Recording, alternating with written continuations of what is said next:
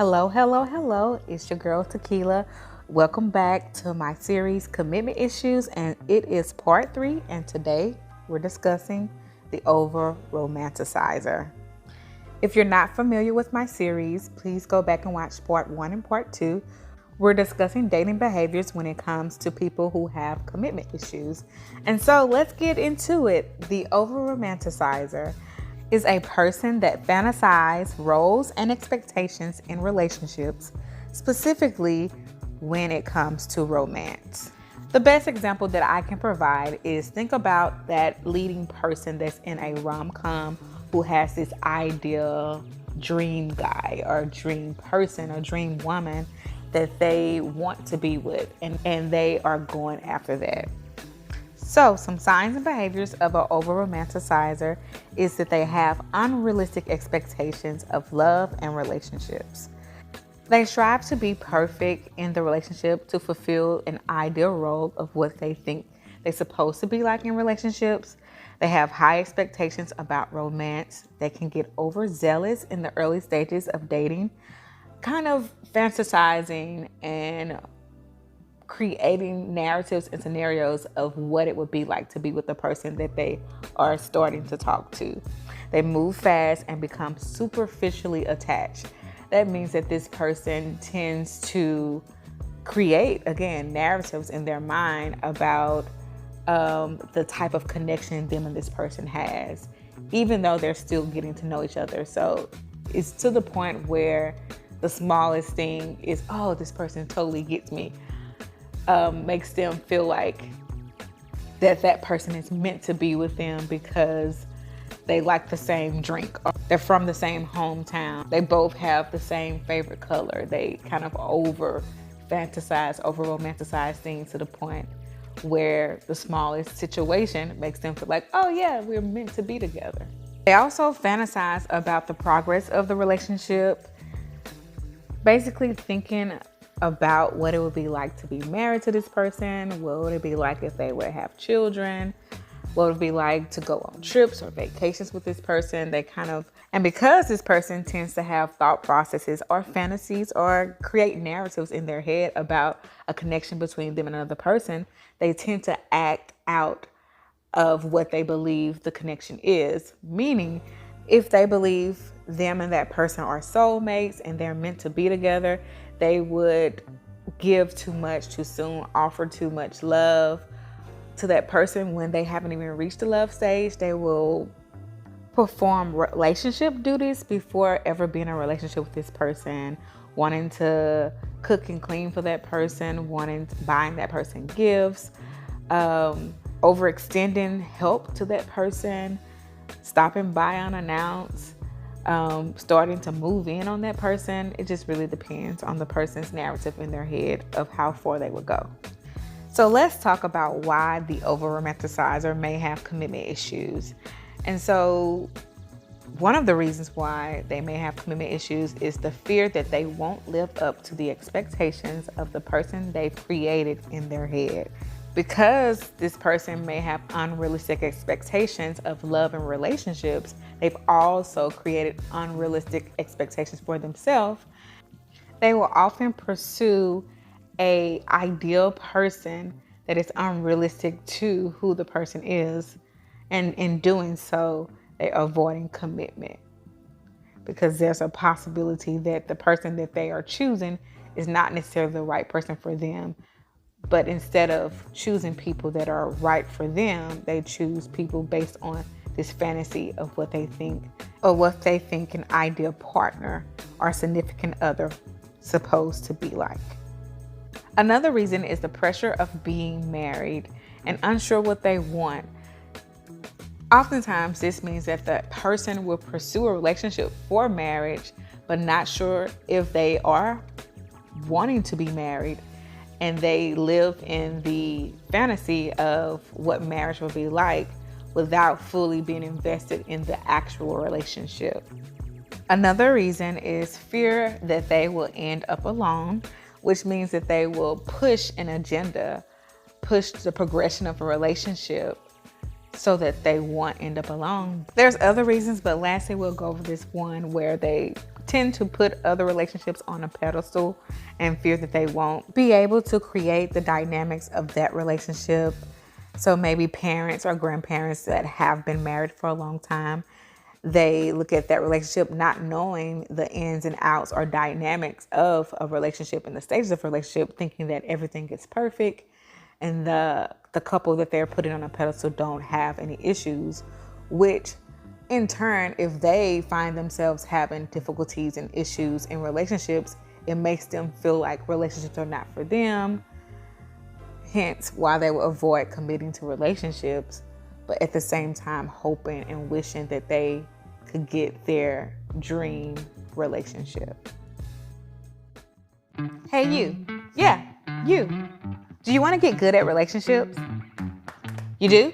Cool. I'll tell you how. The first thing first is learning how to be self-aware. Self-awareness is the knowledge of your own character, feelings, motives, and desires.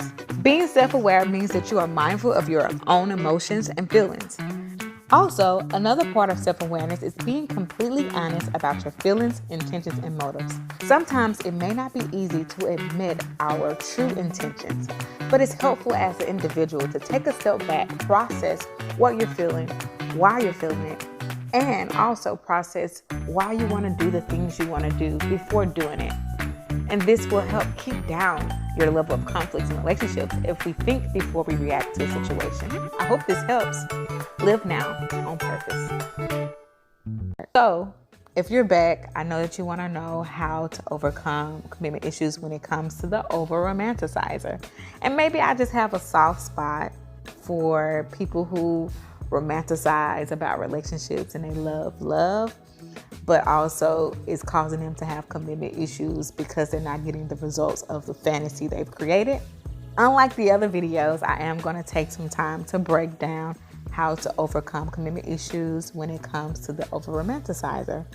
And maybe the reason why I feel the need to do that is because it's not evident per se that a person who over romanticize have commitment issues, but it's a subconscious thing because of the thought process that I'm never going to get my dream person, which causes a person to make a choice or decision about their significant other based on statistics, relationship philosophies, or a list of ideal characteristics and traits that are unrealistic to who this person is and who they actually need. No relationship is perfect. You're going to have conflicts, arguments, and that real part of the relationship oftentimes makes a person who over romanticize think that that relationship is not a good relationship or that relationship is not for them. And so how do an over romanticizer overcome commitment issues? The first thing is first, learn about healthy relationship traits and dynamics. Learn about the stages of relationships and what's healthy and what is common in relationships. Get to know yourself and who you are as an individual. Oftentimes we create a narrative or an idea of what we think we're supposed to be like in relationships when you're not really being yourself, which makes it difficult to maintain over time. So really take some time to write out things that you like and dislike. It's that simple, but it will help you to know that you don't have to change your likes and dislikes to fit a role in what you think another person would want. And be yourself in the relationship, even if it's uncomfortable at first, even if you feel like, oh, this person's going to think I'm corny if I tell them I like this, or this person is going to think that I'm unattractive if they know that I wear this. Things like that. Be yourself, because the person that is perfect for you will accept those things about you, and they won't try to change you or make fun of you. And if you find yourself in a situation where someone is doing that to you, that's not your person. A person who truly cares about you and want to know you for you will accept and embrace the things about you. The next part is what to do as the partner. If you are a person who's in a relationship with someone who's an over romanticizer, the first thing is to be honest with the person if you feel that they're not being authentic or genuine. Sometimes we can tell when someone is just kind of faking it or pretending like they like something that we like, and it's obvious that they're having a difficult time. call them out for it, not in a confrontational way, but kind of you're out in a roundabout way. You're letting them know, hey, you seem uncomfortable with this. Are you into this? And really have a conversation about likes and dislikes and things like that, and the fact that we don't have to have everything in common to spend time together. And in the same sentiment, you can encourage them to be themselves. Ask them a little bit more about them. Sometimes they will allow you, the partner, to talk more because they're wanting to kind of see if they can give you what they think you want. But ask them more questions. Get to know them on a personal level.